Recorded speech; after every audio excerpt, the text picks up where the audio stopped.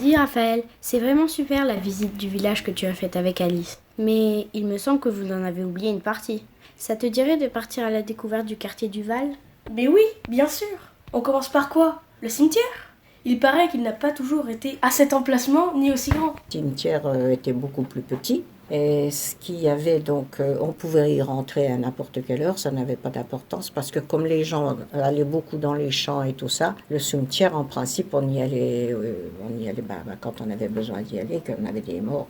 Il y avait deux petites chapelles qui sont encore là. Et ce qu'il y avait surtout qui me frappait, moi, c'est qu'il y avait beaucoup de tombes d'enfants. Parce que les enfants mouraient beaucoup. Quand c'était un petit garçon qui mourait, c'était 4 grands garçons qui portaient le cercueil de l'église au cimetière. C'était 4 grands, donc qui avaient l'autorisation de manquer l'école pour l'enterrement de l'enfant. Et quand c'était une petite fille qui mourait, donc c'était 4 grandes filles qui avaient l'autorisation de ne pas aller à l'école pour porter le catafalque avec l'enfant. Il y avait un catafalque spécial dans l'église pour les enfants. Ça se passait, on avait quasiment, je ne peux pas dire que c'était toutes les semaines, mais en temps d'épidémie, quand il y avait une épidémie de tas de choses, n'importe quoi, il y avait quasiment un enterrement d'enfants par semaine. Nous, on avait déjà 50, on n'avait plus l'obligation de faire ça, mais comme c'était pendant la guerre.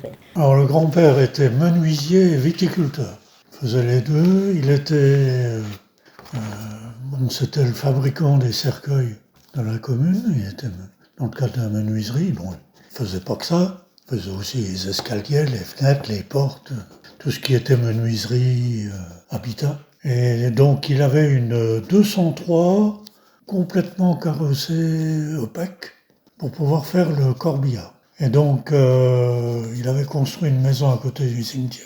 À côté, on avait le verger de Monsieur Touvenin, qui était en verger de mirabellier, et donc on pouvait cueillir directement les mirabelles depuis la maison. Et donc, pendant très longtemps, j'allais l'aider à la menuiserie qui était en haut de Chavigny. J'allais l'aider pour passer les planches à la raboteuse pour fabriquer les cimetières. J'avais quoi, 14-15 ans quand c'était ça, quoi.